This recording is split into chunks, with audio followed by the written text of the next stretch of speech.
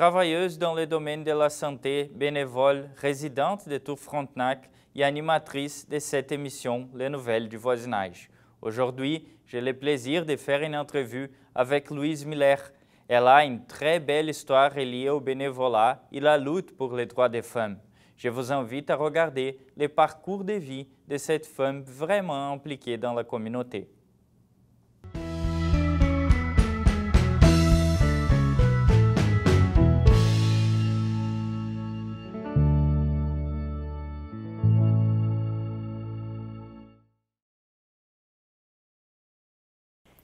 Aujourd'hui, j'ai l'honneur de recevoir la bénévole plus fidèle de la télévision communautaire Frontenac, bénévole depuis 2003, animatrice de cette émission des Nouvelles du Voisinage, une personne avec une excellente et très intéressante et belle histoire de vie. Louise Miller. Bonjour Louise. Bonjour. Ça va bien? Très, très bien. Merci beaucoup. Je suis très contente d'être ici aujourd'hui. Je suis très ravi de te rencontrer ici, de pouvoir t'interviewer, parce que normalement, tu es assise ici. Oui. Louise, en fait, je vais faire une brève introduction pour parler d'un aspect très important dans ta vie, que c'est le bénévolat. Parce que Louise, elle a pris sa retraite, ça fait 12 ans. Elle a travaillé pendant 35 ans dans des hôpitaux. La lutte pour les droits des femmes et le bénévolat ont commencé à faire partie de sa vie quand elle était encore à l'hôpital. Et tu m'as dit, en fait, avant l'entrevue, que c'est ton bonheur vraiment faire du bénévolat et tu as utilisé l'expression « vie parallèle ». J'aimerais te demander comment cela a commencé et qu'est-ce que le bénévolat t'a apporté dans ta vie, excuse-moi. Oh, ça me ramène loin dans mes souvenirs. Moi, pendant que je travaillais à l'hôpital, dans les dernières années, je travaillais à temps partiel en vue de ma retraite. Puis, je suis toujours membre et j'étais membre à l'époque aussi du Centre de femmes, le Centre d'éducation et d'action des femmes. Le CAF. Oui, le CAF, qui est sur la rue Maisonneuve. Puis, j'y allais. C'était complètement différent, hein, un centre de femmes du travail à l'hôpital. Puis là, moi, bien, je me suis fait des amis là-bas. Puis, sans savoir, j'étais déjà féministe, mais je ne le savais pas à l'époque, là. C'était quelle année, juste pour situer l'audience? Bien, moi, j'étais membre du CAF à partir de 1997 que j'ai commencé. Puis, vers 1999, juste avant la Marche mondiale des femmes, je me suis impliquée à plein au CAF. Donc, j'ai fait partie du conseil d'administration plusieurs années. Je faisais partie de comité parce qu'on préparait la Marche mondiale des femmes de l'an 2000. Puis aussi, j'avais écrit dans le journal L'Expressive qu'on avait au CAF. Fait que j'étais très, très, très impliquée. Fait que le bénévolat a commencé comme ça. Parallèlement, j'étais membre de l'autre centre de femmes dans Hochelaga, le centre de femmes La Marie Debout. Puis là aussi, pendant d'autres années, pas en même temps que le CAF, j'ai fait partie du conseil d'administration. Là aussi, je me suis jointe à des comités, puis ça a vraiment commencé comme ça, mais en particulier par le CAF. OK, je comprends. Oui. Tu as déjà parlé, en fait, de la Marche mondiale des femmes, mais j'aimerais explorer un peu plus ce sujet-là parce que j'ai trouvé très intéressant. La Marche mondiale des femmes, elle avait eu lieu, en fait, en 161 pays. Qui ont participé de cette marche qui a eu lieu le 17 octobre de l'année 2000 à New York. Et toi, tu as participé, c'est ça? Oui, c'est ça, oui. Ça avait commencé les premières marches mondiales. Moi, je n'avais pas participé à ça. C'était en 1995, du pain et des roses. Puis tout ça, c'était initié par la Fédération des femmes du Québec. Mais là, je me suis impliquée là, pour la Marche mondiale des femmes dans l'an 2000. Là, il y avait les revendications nationales, bien, il y avait locales, nationales, internationales. On s'est familiarisé avec ça. Puis, on se préparait vraiment pour cette marche-là. Le 14 octobre 2000, il y a eu la marche à Montréal qui a réuni beaucoup de femmes. Puis, nous, j'étais bien chanceuse, vu que je faisais partie du conseil d'administration. Le 17 octobre, on est allé marcher à New York pour la Marche mondiale des femmes. Il y avait 161 pays. C'était vraiment fantastique de voir les femmes de partout qui arrivaient, les marcheuses à New York, avec tous les costumes. C'est fantastique. Louise, alors, tu nous racontais que vous êtes marchée à New York. C'était quoi les principales demandes de cette époque-là? À l'époque, c'était vraiment les revendications contre les violences, de toutes les formes de violence faites aux femmes, puis aussi contre la pauvreté des femmes. C'était vraiment les principales revendications. Puis nous, à l'époque aussi, mon Dieu, c'est vraiment le clou, moi, de ce moment-là, là, c'est que pour préparer la Marche mondiale des femmes, dans le journal L'Expressive, au CF, on avait fait un journal international avec des femmes du Niger, du Paraguay. Le journal il avait été traduit en français, anglais, espagnol.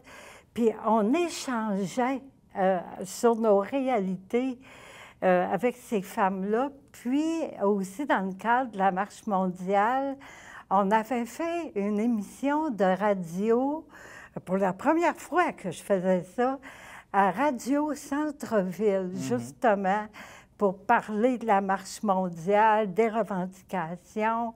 C'était entrecoupé de chansons qui avaient vraiment rapport à nos revendications. C'était super. Par rapport au journal que tu viens de dire, cette expérience de faire des échanges avec des autres femmes du monde, est-ce que les réalités, les revendications, elles étaient plus ou moins les mêmes ou c'était complètement différent? Ça dépendait des situations de chacune. Mais chacune de ces femmes-là avait soit vécu des violences conjugales, économiques, des violences sexuelles. La plupart avaient vécu de la pauvreté. Fait que là, on constatait que partout à travers le monde, les femmes, encore aujourd'hui, c'est encore le cas, malheureusement. Oui. Ouais, non, c'est vrai, ça. Malheureusement. Ouais.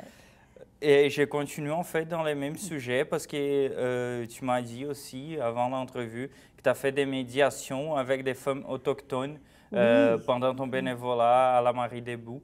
Et j'aimerais comprendre un peu, t'entendre par rapport à cela, parce que j'imagine que ça doit être super aussi comme expérience. Oui.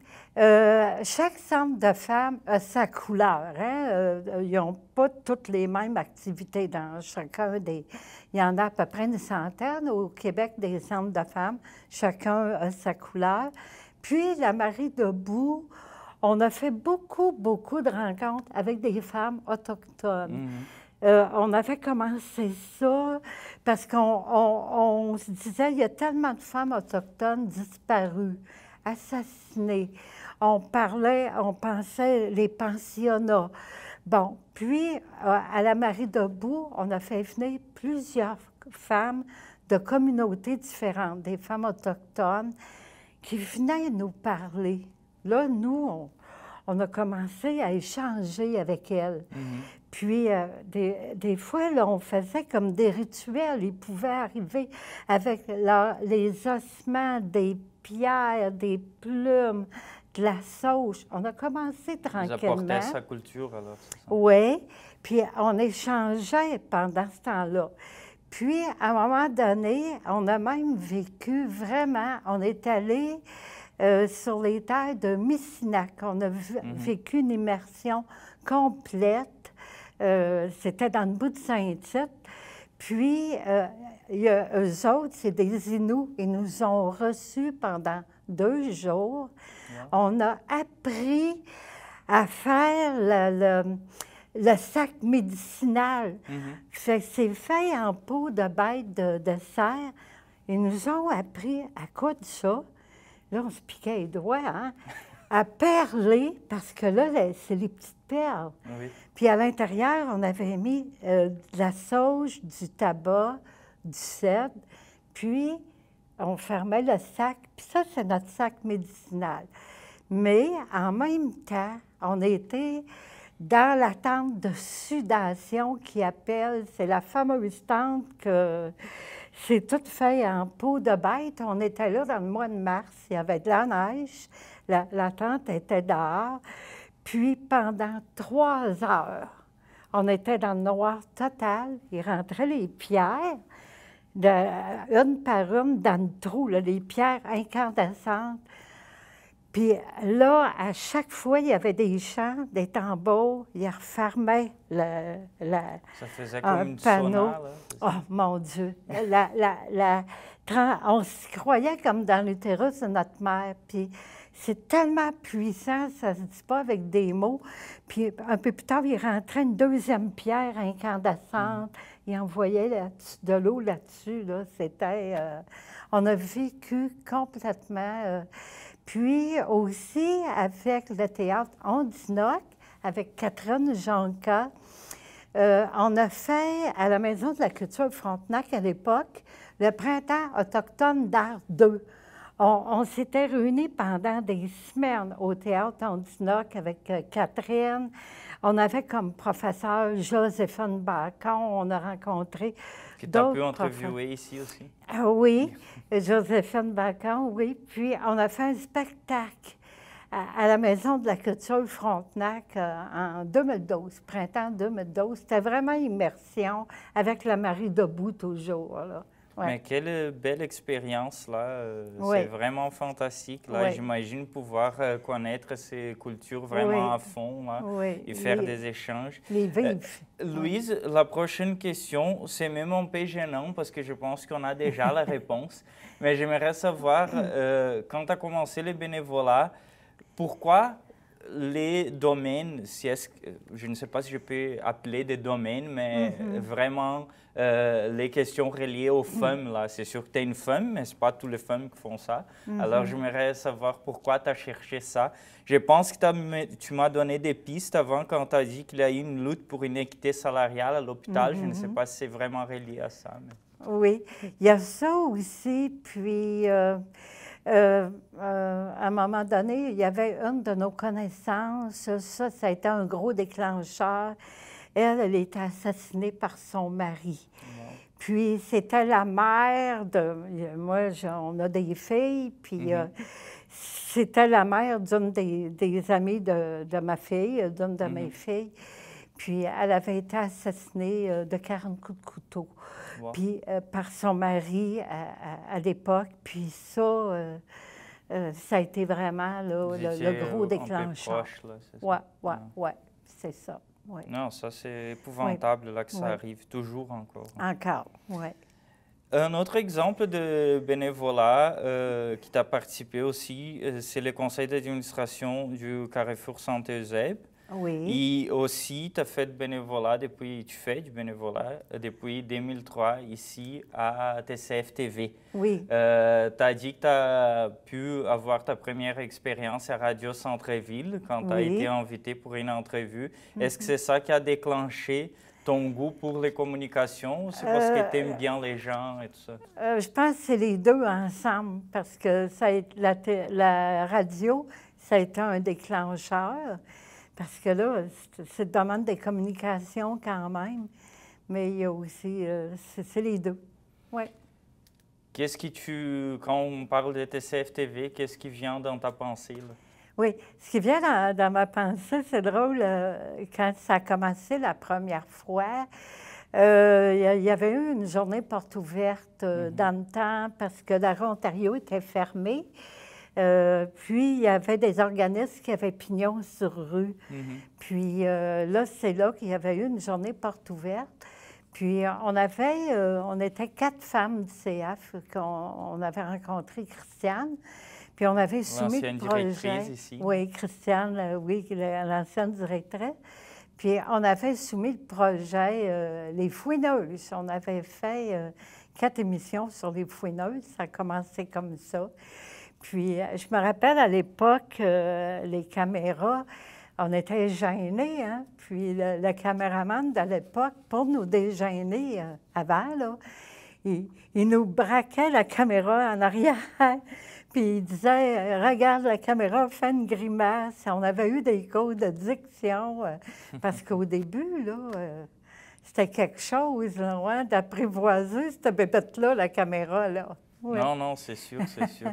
Pour terminer un peu ce côté bénévolat, là, oui. Je voulais parler aussi de ton rôle ici au Tour Frontenac. J'ai dit ici, juste pour clarifier à notre audience, parce que nos studios et la télé communautaire Frontenac sont situés au Tour Frontenac. Oui. C'est les bâtiments à côté du métro Frontenac. Mais tu fais du bénévolat ici aussi, au Tour Frontenac. Il y a les petits-déj, les bazars. Comment tu vois ça là? C'est quoi ta routine de bénévolat ici? Oui, la routine de bénévolat ici, bien, à part de la télé communautaire, là, on avait commencé les petits déjeuners le jeudi matin, pas au mois d'avril dernier, mais l'autre année d'avant. On a commencé ça, fait que tous les jeudis matins, mais là, on prend une pause là, dans les prochaines semaines, oui. Mais on a commencé ça à ce moment-là. Moi, bien, je m'occupe, je suis au café puis la vaisselle. Parce que là, on est une équipe de bénévoles. Il y en a 2 qui servent aux tables, qui prennent les commandes. Il y en a 2 qui font les rôtis, en tout cas. Puis, il y en a d'autres bénévoles, en cas qu'il manque quelqu'un de nous, parce que ça fonctionne, hein? C'est de la foule quand même, hein? J'ai déjà été à quelques-uns, là. Oui, c'est ça. Ça coïncide. C'est que le jeudi matin, il y a les paniers d'Adriana, l'aide alimentaire. Puis, pour rendre ça plus convivial, l'intervenante, elle avait pensé mettre sur pied, elle dit, on pourrait faire les petits déjeuners, mais pas seulement pour les aînés qui reçoivent les paniers d'Adriana, mais pour tous les aînés, les autres. Puis, c'était pour briser l'isolement. Puis surtout qu'il y avait eu la pandémie il y a quelques années, les gens y étaient isolés. Ça permet au monde de se retrouver, là. Mais mon Dieu, nous, on arrive à 8 heures le matin. Puis pour vous donner une idée, là, on parle 2 cafetières de 42 tasses, mais on ouvre les portes à 9 heures.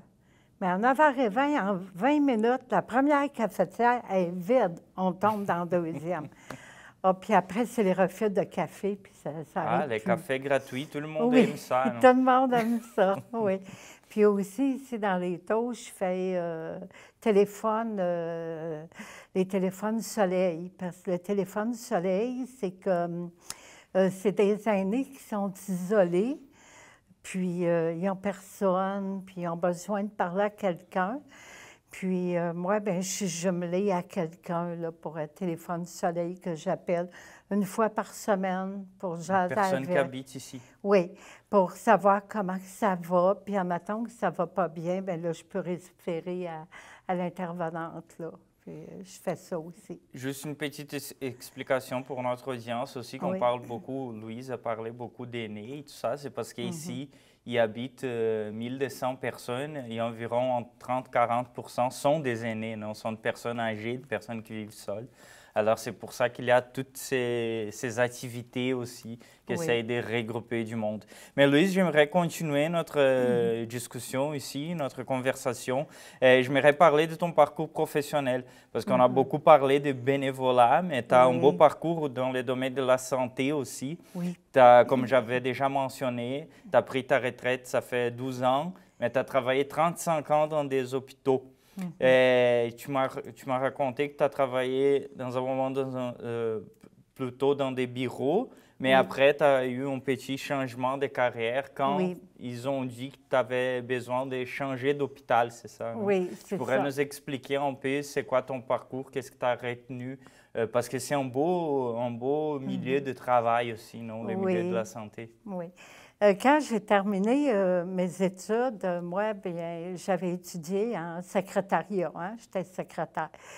Puis, avant de commencer à travailler à l'hôpital Sainte-Jeanne d'Arc, j'avais travaillé 3 ans dans un entrepôt de lingerie pour hommes, Mr. Jeff, qui était sur la rue Saint-Laurent. Tu étais dans le domaine de la mode, alors? Oui, c'est ça. C'était des habits pour hommes, puis c'était l'entrepôt là, de lingerie. Il y avait des chemises. J'avais travaillé à manufacture, puis là, on expédiait, on recevait les vêtements, puis les magasins faisaient des commandes, puis on expédiait ça là-bas. Mais j'étais payée au salaire minimum à l'époque, de 73 à 76. Puis à un moment donné, je me disais, non, là, je veux faire autre chose. Puis là, j'avais été engagée. C'est un travail exigeant, j'imagine. Tu dois être debout tout le temps.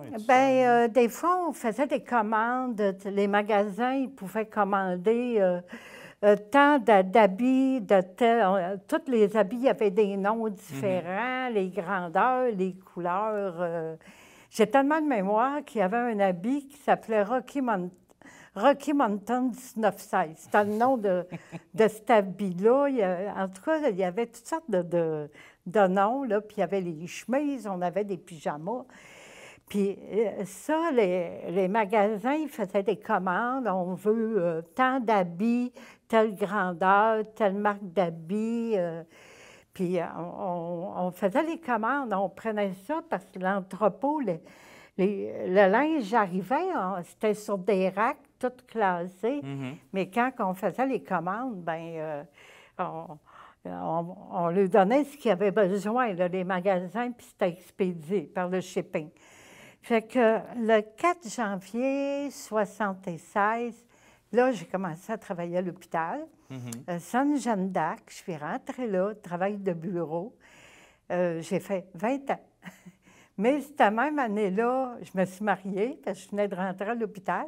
Puis le mois de juin 1976, je me mariais. Puis en même temps, j'ai travaillé 20 ans à Sainte-Jeanne d'Arc. Et après, tu as changé pour un autre hôpital.